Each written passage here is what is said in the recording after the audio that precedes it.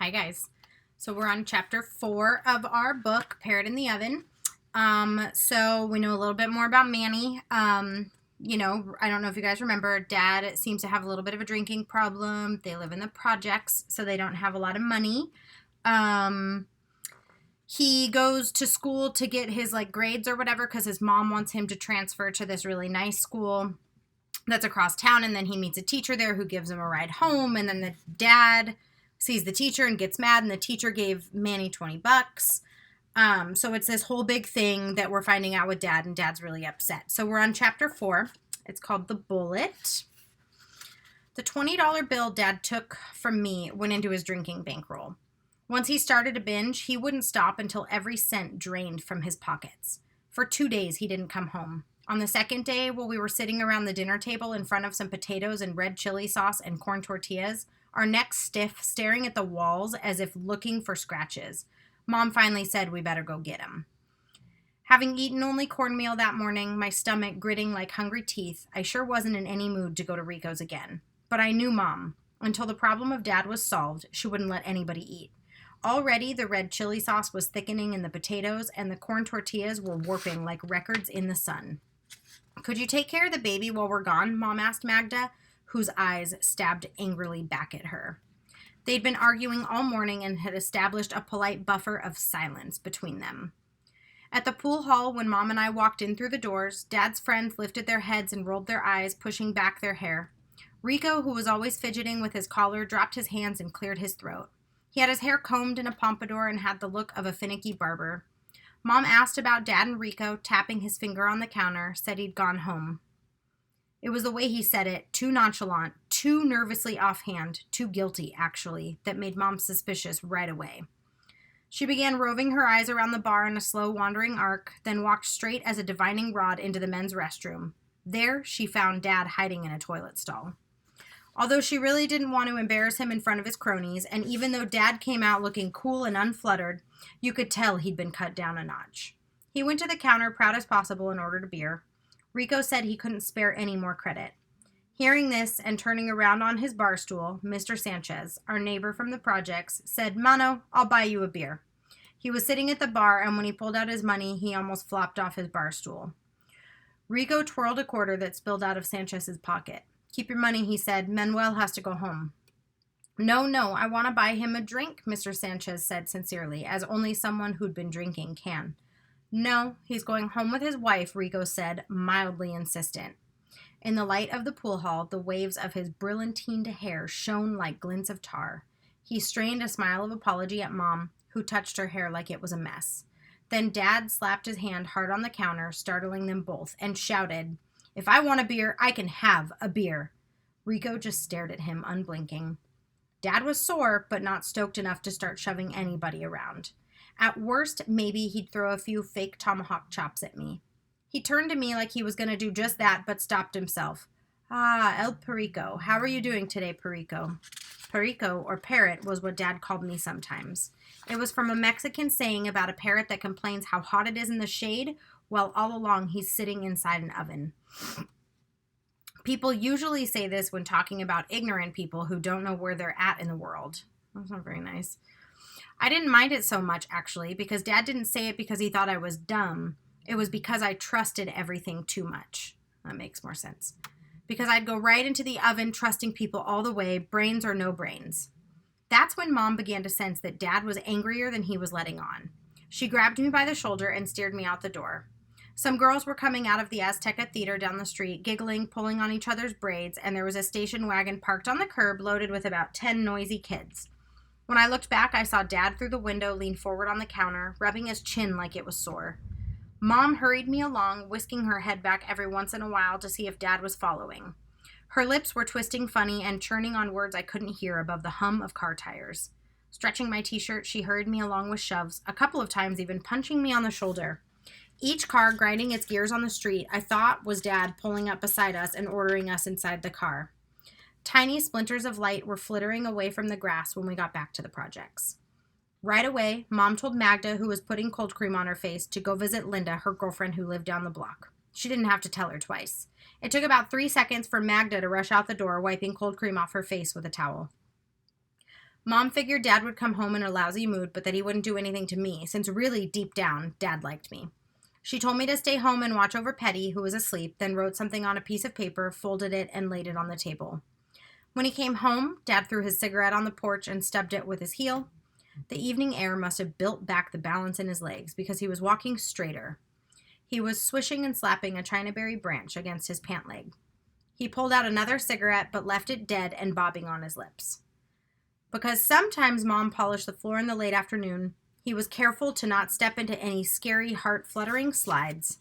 Once inside the door, he strained to see in the half-light, then leveled the stick under his eye, signaling that I should go to my room.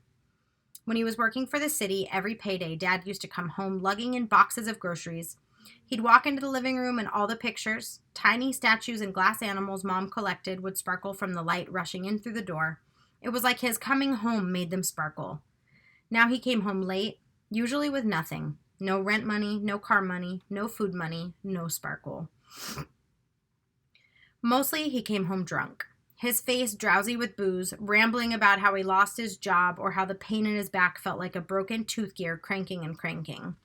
Dad tossed the stick onto the couch. He began talking to himself in this polite, official voice. He sometimes unlocked this voice from under his tongue when he wanted to pump up his words to impress himself. It also meant he wanted to distance himself from us, to make us all strangers so that nothing we said could touch him. "I'm home," he announced loudly. I said, "I'm home. Did you hear me?" He looked at the floor, and although it was scrubbed clean, acted like there was a surf of dust rising to his ankles. "What is this? What is this mess? How can a man come home to a mess like this?" He roamed his eyes around the kitchen, opening his arms as if expecting the walls to agree with him. He took a step toward me, then changed his mind and sat down at the yellow Formica table. The paper on the table was still creased but folded open because I'd read it. "What the hell is this, goddammit?" he said. He flicked down his unlit cigarette and picked up the paper. "She wants to leave me. That's what she wants to do," he said, glancing at the paper and tossing it back on the table. "No, she doesn't, Dad," I said. "She said she went to get her hair done at Sophie's." Burying his hands in his pockets and cradling in his shoulders like he was cold, Dad said, "That pinche Sophie," filling her head with ideas. His face, which he'd kept alert since walking through the door, softened, and his eyes floated around the kitchen. He got up and veered down the hallway, a skirt of hair oil, beer, and cigarette smoke wafting in the ammonia air. He paused at the door of his room. "I'll fix her," he said. Dad pulled out his rifle from the shelf of his closet and, after checking the loader, began searching for bullets, waking up Petty, who groaned and rubbed her eyes. He swung open the bathroom cabinet, his drunk hand shoveling and knocking over toothbrushes, shaving cream, half-empty bottles of cologne that he'd always buy and never finish. Remembering all the places where Mom hid his liquor bottles, he stumbled around open cupboards, reaching far back into shelves and behind pipes under the kitchen sink. He scattered Mom's animal collection, slapping her little glass and ceramic cows, pigs, donkeys, even rhinos and an elephant off the shelves. With one swoosh of his arm, he thrashed to the floor my green plastic Tyrannosaurus. I was behind him all the way, picking up and putting things back the best I could, trying not to trample over Petty, awake and helping Dad look for the bullets. I was begging him to please respect reason, but quickly found myself saying, "But Dad, if you shoot Mom, they'll only throw you in jail, and what will happen to us?" "I don't care what happens to you," Dad clipped. "Only Petty. Isn't that right, mija?" He said to Petty. "You're the only one your dad cares about." Petty was really awake now and excited, working her legs and stabbing her chubby hands in the air. In the pantry, she tipped over cans of tomatoes and string beans. She thought Daddy was playing a game, that he was going to show her how to shoot the gun. She wanted to hear it go kurr like in the movies. She wanted to see something collapse at the end of the barrel when the sound trailed off. "Petty, cut that out," I said. "You shut up. My mija's helping me, not you," Dad said, kicking away clothes that he'd flung out of the closet. "Dad," I said, trying to be calm, "you have to understand you'll only get in trouble." My words weren't worth a penny in his ears. "I don't care about trouble," he said. "It's that witch. I've had it up to here with her." He jerked the rifle up to show how high he'd had it up to with my mom and smacked the barrel against his forehead. He shifted the rifle to his other hand and touched the hurt, relieved when his fingers came away clean. He found some bullets, finally, inside Mom's dresser drawer, knotted up in one of her old bras. In his anxiousness to untie the straps, he scattered the bullets all over the floor. Rocking a little on his heels, he waited for Petty to pick them up. She could get into corners, and at one that spun like a little pinwheel under the bed. I also picked up a bullet, but stashed it in my pocket. Here you go, Daddy. Here, Petty gushed, handling him 3 Copperhead .22 bullets. She ducked her head down and was about to scurry for more when Dad stepped out the door. Wait, Daddy, wait for me, Petty yelled, running down the hall after him. At the door, Dad strained the hydraulic screen wide, and when it sprung back, it slammed against Petty's face. She fell back on her butt and began to cry. Oh, Petty, you stupid, I said, then rushed out searching for Dad. The sky was a soft glow, pushing the houses, trees, and electric posts forward in relief. I found Dad hammering on the kitchen door of Sophie's house, swearing at Sophie and Mom to quit being cowards and let him in. The lights of the kitchen blinked off, blacking the house, but then turned on again, and another weaker light came on in the living room. I rushed over to the front just in time to see Mom bolt across the porch, scared out of her mind. She had pink roller sponges cinched around her hair and an apron tied clumsily around her neck. Bobby pins dangled from her half-finished curls. She knew Dad was angry. She was just trying to blossom herself up, but Dad didn't understand that. He didn't know how awful she felt about embarrassing him at the pool hall.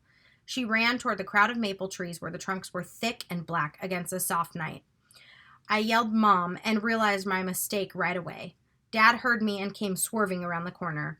He was trying to slide a bullet into the chamber of the rifle. Good Lord, you guys. But it slipped through his fingers onto the ground. He left it there in the dark cradle of dirt and tried another, but that one got stuck in the loader. He wrestled with the bolt arm. Where's your mother? He said, stumbling. Over there, I yelled, pointing to the other side of Sophie's house. Dad didn't even turn to where I pointed. From the corner of his eye, he caught the dark clump of Mom running and ran after her. When she disappeared behind a tree, he froze, shifting his knees, the barrel of the rifle alert and ready. For an instant, I caught a glimpse of her tiptoeing away from a tree. Dad saw her too and banged on the bolt arm. She started with a jolt and began running again, ducking and dodging from tree to tree. As Dad, frustrated with the loader because it wouldn't eat the bullet and not wanting her to escape, pretended to lock a bullet in the chamber and level aim. He even lifted the barrel and made a shooting noise with his lips. Kapow, kapow. Mom flinched her shoulders every time he did it, too. Then I heard the police. Not the siren of the police or the blink-blink of quick lights, but the hush of deep-threaded tires pressing against asphalt, an engine that wound and gathered like a powerful animal. I felt a pressure in my throat and my legs were full of cement. Get back to the house, I yelled in a thick voice. Back to the house. Dad stopped and turned around. He saw the police car pulling up from the street bordering our projects, then the lights, flash, flash, and he rushed back toward the house. Come on, Mom, I shouted, waving her in like home plate. The police are coming. She started bustling toward me. When she passed me, she was breathing fast and her hair smelled of perm solution. When we got back to the house, Dad was standing in the middle of the living room like he was lost, the rifle dangling in his right hand. Mom snatched up Petey, still whimpering, and smacked her on the butt to get her moving. She splashed the curtains shut and turned off the lamp, then headed for the hallway. Before reaching it, we all heard police shoes grating on the sidewalk, and Mom turned quickly toward Dad, who was holding the rifle like it was too much weight for him. I thought she was going to slap him, but instead she wrestled the rifle out of his hands and ran with it down the hallway. That's when the 2 cops arrived. Seeing Dad through the screen door, they stiffened, pressing their hands against their leather holsters, but then they loosened their shoulders when they saw he was just standing there. They slowly stretched back the hydraulic door and came into the room, crouching at the knees just to be safe, their eyes roving around. Unfortunately, they also saw Mom's shadow against the hallway wall, shoved out by the light of Magda's room. She must have been frozen there, wondering what to do with the rifle. I thought the police were going to panic and start shooting, thinking maybe Mom was there to ambush them, but they seemed to guess right away what was going on. When Mom moved away, the cop in front asked Dad about the rifle. He was a large man with burly arms, soft with a yellow fur of hair. The 2 stomach buttons on his shirt were open wide enough to stick a softball through. What rifle? Dad said, trying to straighten himself to appear sober. Are you Mr. Hernandez? Yes, officer, I am, Dad said, tossing his hand in the air. Well, sir, said the policeman, we have a report here that a man from this house was pointing a weapon around the neighborhood. He switched on a flashlight and flicked the beam around the room, lighting a moon on Mom's glass-top table and pausing on the large picture of the Last Supper, framed in gold plastic and with cherub angels mounted on each corner. Then he relaxed his wrist and crossed the beam from Dad to me with a careless flicker. I don't know what you're talking about, Dad said. The report we received, Mr. Hernandez, claims you were trying to shoot your wife. That's crazy. My wife's over there. He pointed to Mom, who came down the hallway with Petey, her eyes big as wheels, clutching at her skirt. Mrs. Hernandez, the officer asked, as if trying to make her out in the dark. Mom nodded, shielding her hair. She pressed at a drooping curl near her ear and glanced over at Dad, who dropped his eyes. Mrs. Hernandez, the officer said again, lifting his fist to his mouth and letting out a loud, ratchety cough.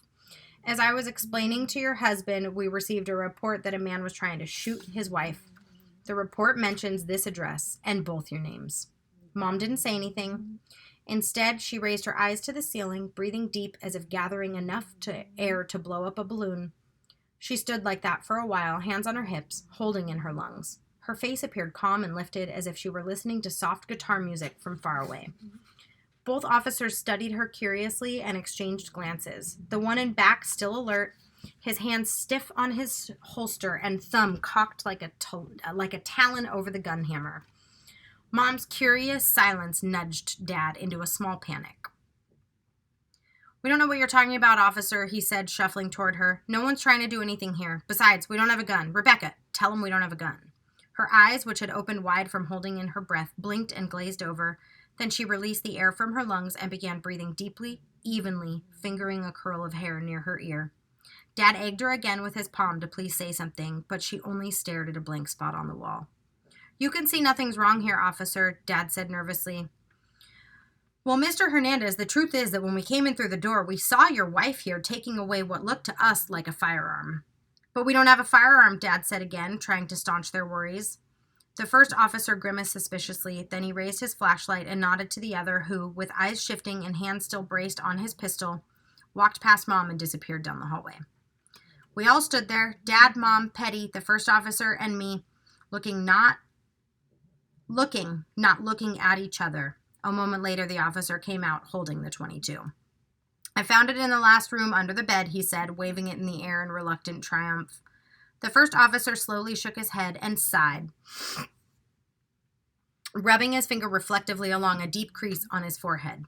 Now, Mr. Hernandez, I don't want to hear any more about how we don't have a rifle because there's obviously a rifle here.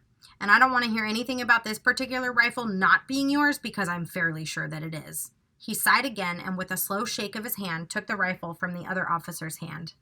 He shined the flashlight on it, inspecting it, turning it over in his hand, and squinching his eyes at a mark under the barrel. Mr. Hernandez, he said finally, straightening his shoulders, I don't want to have to tell you this, but I'm sorry, we're going to have to confiscate this rifle. I saw ice freeze around Dad's eyes. You can't take my rifle, he said abruptly, in a voice I know meant trouble. Mr. Hernandez, the officer said, unbinding his shoulders some more. There doesn't seem to be any registration number on this rifle. It's against the law to have an unregistered firearm.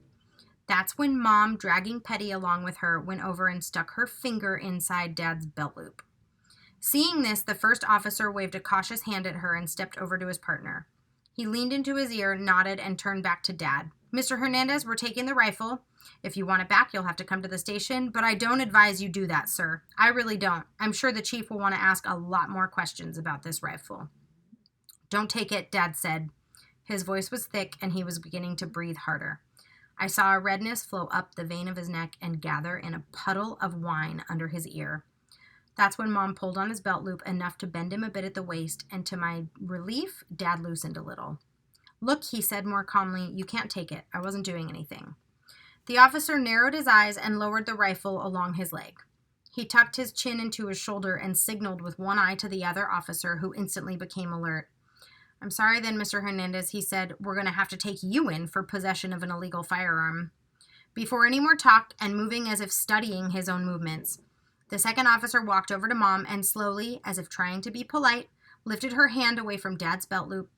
Then with a smooth, relaxed quickness, he took hold of Dad's arms and just like that, handcuffed him.